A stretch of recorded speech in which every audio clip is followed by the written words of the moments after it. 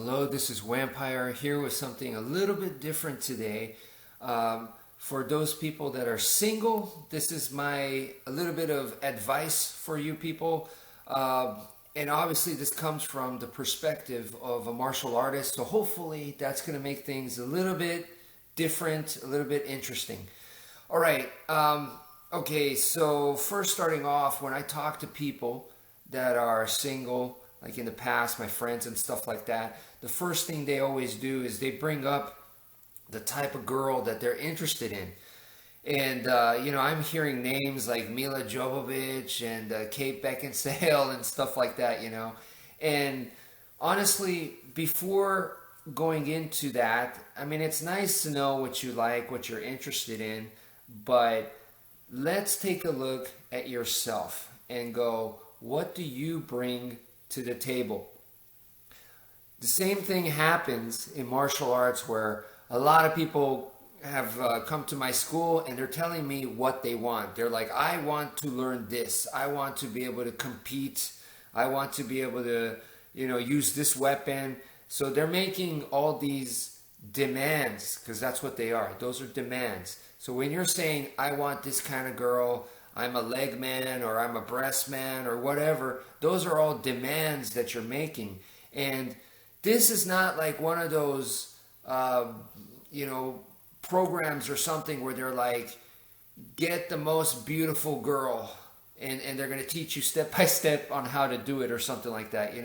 This is not a business deal. That's a conquest. Okay. And this is not a product that you're buying. We're talking about another human being. We're looking for compatibility. We're looking for romance. We're looking for long-lasting relationships, right? So in that case, like I said, this is not about looking for the best deal in town. How can I score the best deal? That's not what you want. And martial arts is the same way. That's not the way it works, okay? So what I suggest, once again, is to look at yourself and see what you bring to the table and try to make it the best you as possible. So when you do go dating, you're confident in yourself. And if they're asking for more, then hey, I can't give you that, and you know exactly this is what I can offer. And if they appreciate you, then they're going to be like, yes, that's what I want. And then so already you're at a good start. Okay. There's no trickery involved that way. Okay. Because once again, you're not trying to outmaneuver the other person and try to score the best deal. That's not what this is about, once again. And if you do something like that, where you play a bunch of mind games, in my opinion, and I've done that before, by the time you get together with that person and you checkmated them, then I'm not looking at someone that I want to trust and be romantically involved with. I'm looking at an opponent. So I don't like that. The other thing is, if you also do end up being with someone that's like on a 1 to 10, they're a 10. And let's say on a 1 to 10, you're a 5. Okay, you're average, but they're like drop dead gorgeous or something. Okay, if you've ever been in a relationship like that, where the person that you're with is like leagues more physically attractive than you are, at least for me, what that turned me into was I was like this, insecure puppy dog running around her, just brushing off all the guys, saying she's mine, leave her alone, leave us alone type thing. And it really didn't work out for me. It hurt really bad. And, that's not who I am. And I'm not an insecure person. I'm a very sensitive person in a way. I think even my zodiac sign says that, if you believe in that or not. But I am a sensitive person. But it made me very insecure. And it seemed like I was a very insecure person. And I know that everyone that was looking at us is going, how did he manage to end up with her? And once again, it did not work out well. It was one of the worst relationships I've ever been in. So my advice there is, once again, you need to look at yourself so that you could find someone that is a good match for you. Not someone that's way better than you, but someone that is a good, solid match. And you want someone that's equal with you. If they're too good, then once again, you're going to feel like me, where I felt like crap. If you really think about it, you will feel like crap. And then on the flip side, if you're with someone that's not at your level, you're going to feel ripped off. So you want someone that's right there with you, okay? So in order to do that, you got to be able to look at yourself realistically, okay? Not, with super confidence and arrogance and think when you're really a 5 out of 10, you're going to think of yourself as like an 8 or 9. You don't want to do that. You, once again, realistically, because in martial arts, we do the exact same thing.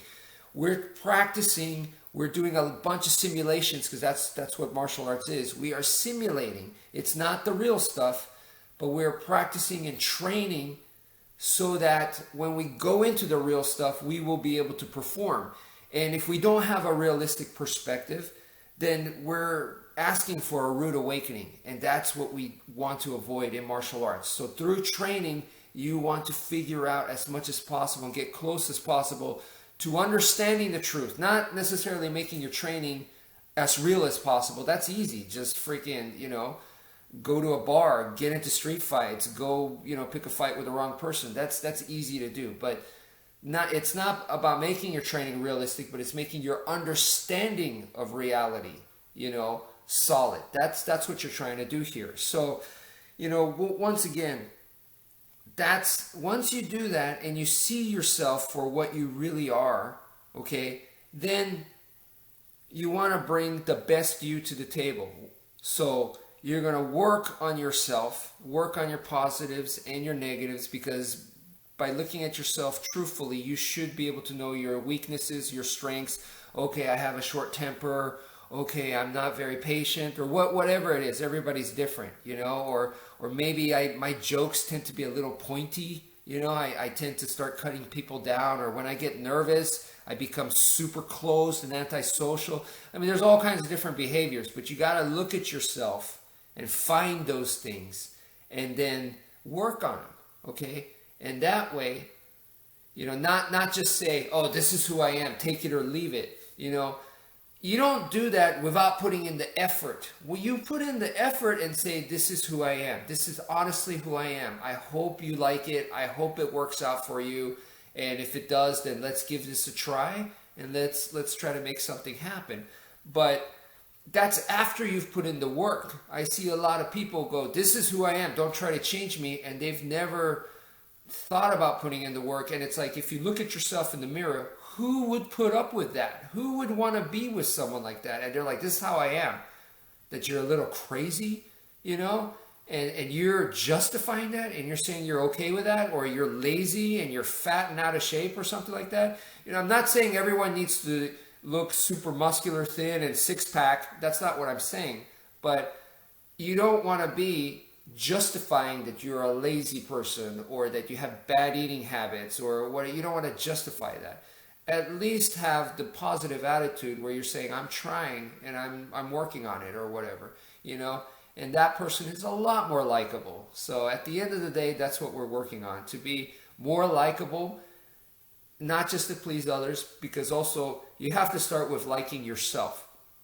Once you understand yourself and you like yourself, then since we are looking for someone that's pretty much like you in a sense of not necessarily exactly the same personality, but I'm saying at your level, okay, then it's easy for you to like them too, because you're both at the same level.